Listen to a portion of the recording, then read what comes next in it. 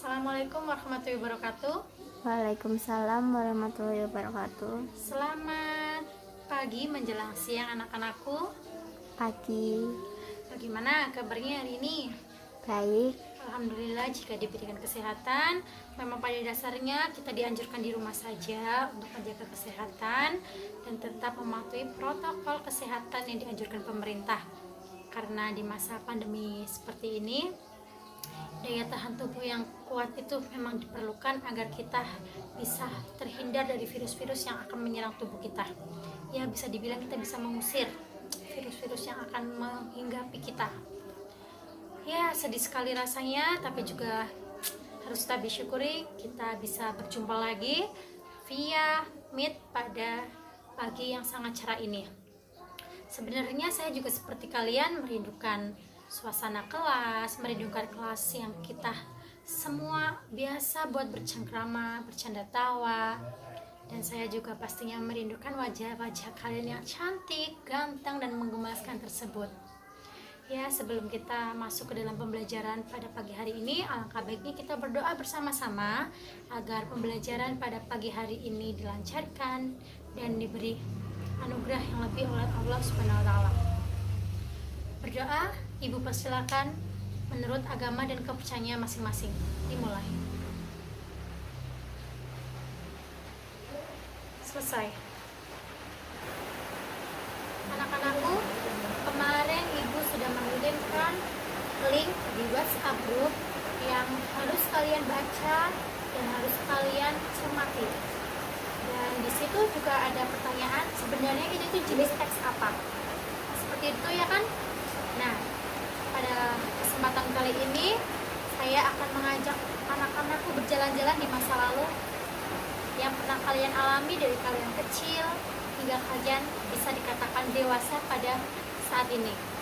Anak-anakku, pengalaman yang kalian jalani, pengalaman yang kalian pernah rasakan itu adalah sebuah kisah pembelajaran dari hidup kalian. Pengalaman itu berupa pengalaman yang menyenangkan, pengalaman yang menyedihkan, bahkan ada pengalaman yang memalukan. Mungkin di usia dewasa seperti ini kalian juga pernah mengalami pengalaman yang membuat kalian patah hatinya karena seseorang yang kalian cintai. Benar atau tidak?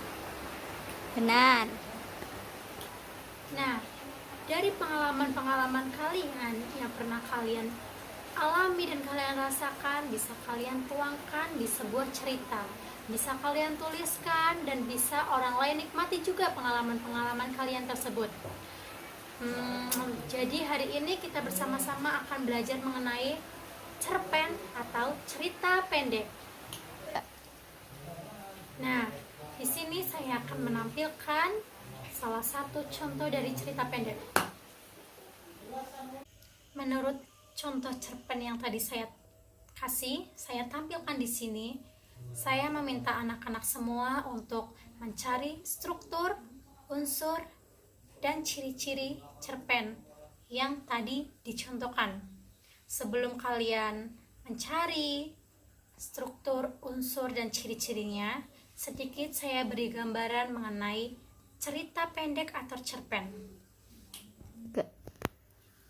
Cerpen sendiri merupakan salah satu dari sekian banyak yang disebut prosa fiksi.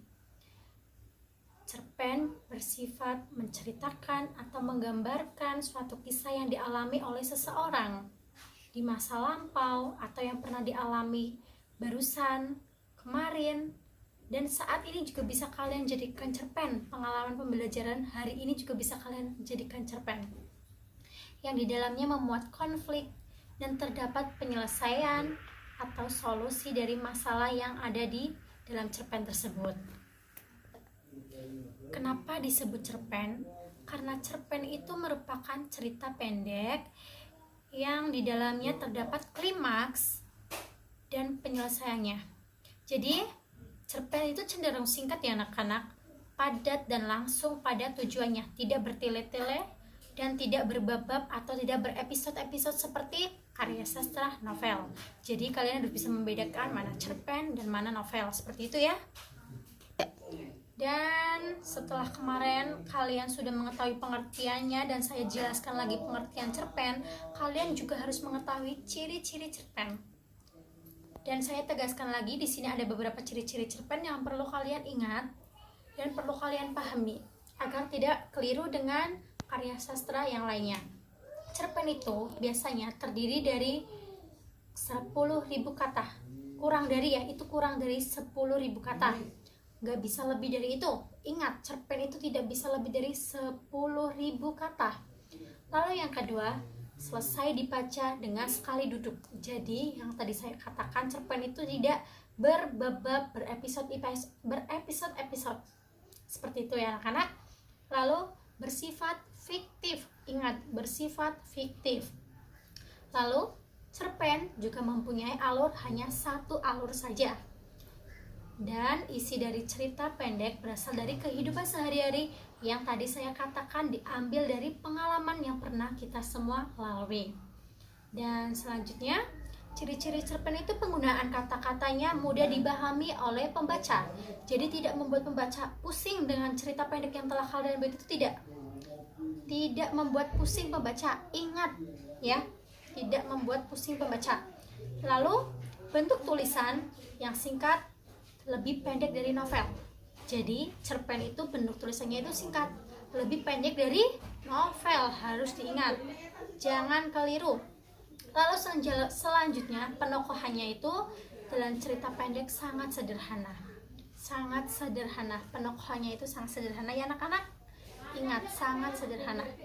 Lalu mengangkat beberapa peristiwa dalam hidup. Nah, tadi saya katakan juga bisa diambil dari pengalaman atau cerita kehidupan kalian. Seperti itu. Dan yang ciri-ciri yang terakhir adalah kesan dan pesan yang ditinggalkan sangatlah mendalam, sehingga si pembaca merasakan apa yang kita tuliskan di dalam cerpen. Jadi cerpen itu bisa membuat pembaca hanyut dalam suasana yang terdapat dalam cerpen yang kita buat. Seperti itu anak-anak. Di sini saya juga akan menegaskan kembali apa yang kalian pelajari kemarin mengenai struktur cerpen. Kalian pernah mendapatkan teks anekdot di kelas 10 atau tidak? Jika kalian pernah mendapatkan, struktur dari cerpen sama atau hampir sama dengan struktur teks anekdot yang berupa abstrak itu gambaran awal dari cerita yang bersifat opsional. Lalu yang kedua ada orientasi. Biasanya orientasi ini disebut pengenalan cerita. Pengenalan di mana suasana tersebut, waktu, dan tempat di mana cerita pendek itu terjadi. Lalu yang ketiga ada komplikasi. Komplikasi itu biasanya dihubungkan secara sebab dan akibat. Karakter dan watak tokoh biasanya terlihat di struktur komplikasi ini. Jadi di struktur komplikasi kita bisa mengetahui watak tokoh, tempat, dan kenapa masalah tersebut bisa terjadi. Lalu yang ketiga ada evaluasi. Evaluasi ini konflik yang terjadi dan menuju klimaks, hampir menuju klimaks, atau hampir mendapatkan penyelesaian dari masalah yang sedang dihadapi di dalam cerita pendek tersebut. Lalu yang ketiga ada selanjutnya ada resolusi. Resolusi itu biasanya pengarang menggunakan solusi terhadap konflik yang dialami tokoh dalam cerpen. Dan yang terakhir ada koda. Koda itu biasanya nilai atau pelajaran yang dapat diambil dari cerpen yang sudah kita buat atau orang lain buat dan yang telah kita baca, seperti itu. Nah, kalian juga pasti pernah mengetahui unsur-unsur yang terdapat di luar cerpen. Ya, kalian sekiranya pernah mendapatkan pembelajaran yang di dalamnya ada unsur-unsur. Di cerpen juga saya tegaskan juga mempunyai dua unsur ya. Ada unsur ekstrinsik dan unsur intrinsik. Kita akan membahas unsur intrinsik dulu. Unsur intrinsik itu adalah sebuah unsur yang ada di dalam cerpen yang meliputi tema, alur, setting, tokoh, penokohan, sudut pandang, dan amanat. Ada 7 unsur intrinsik yang ada di dalam cerpen. Dan selanjutnya ada unsur ekstrinsik cerpen atau unsur yang berada di luar dari cerita pendek tersebut, meliputi latar belakang masyarakat, latar belakang pengarang. Dan mungkin materi kemarin yang saya kirim melalui link ada yang kurang, dan di sini saya akan menambahkan fungsi dari cerpen, fungsi sastra dalam cerpen. Ya, fungsi sastra dalam cerpen. Ada fungsi rekreatif, fungsi didaktif, fungsi estetis, fungsi moralitas, dan fungsi religius. Yang perlu kalian tahu anak-anak, dari kelima fungsi tersebut memiliki pengertian yang berbeda-beda. Fungsi rekreatif itu memberikan rasa senang, gembira, dan menghibur pembacanya. Lalu untuk yang kedua, fungsi didaktif itu mengarahkan dan mendidik para pembacanya karena nilai-nilai kebenaran dan kebaikan yang ada di dalam cerita pendek. Lalu yang ketiga ada fungsi estetis. Fungsi estetis itu memberikan keindahan dalam cerpen yang kalian buat atau kalian baca. Fungsi estetis itu merupakan keindahan yang dirasakan oleh pembacanya ya. Dan yang keempat ada fungsi moralitas. Di sini itu mengandung nilai moral sehingga para pembacanya itu dapat mengetahui moral yang baik dan yang tidak bagi dirinya. Pembacanya itu mengetahui nilai yang baik dan tidak dari cerpen yang telah dibacanya. Dan yang terakhir itu ada fungsi religius yang mengandung ajaran agama yang dapat dijadikan teladan bagi para pembacanya. Jadi fungsi sastra dalam cerpen itu mempunyai fungsi positif untuk kita semuanya. Nah anak-anak, setelah ini saya meminta kalian untuk membuat satu cerpen. Kalian angkat dari pengalaman pribadi kalian dan kalian menganalisis unsur ekstrinsik dan intrinsiknya. Bisa dipahami nggak? Nah, jika bisa, saya tutup pembelajaran pada pagi hari ini. Jadi nanti tugas itu kalian kumpulkan minimal paling lambat 2 hari dari hari ini melalui grup WhatsApp. Ya, sekian pembelajaran pada pagi hari ini. Ibu katakan pembelajaran pada pagi hari ini mengenai teks cerita pendek itu berhasil. Jangan lupa tetap jaga kesehatan dan tetap belajar. Jangan lupa tetap belajar ya, karena sering ibu katakan tidak ada sukses itu instan. Sukses itu jalannya berliku-liku. Seperti itu ya anak-anak. Kurang lebihnya saya mohon maaf.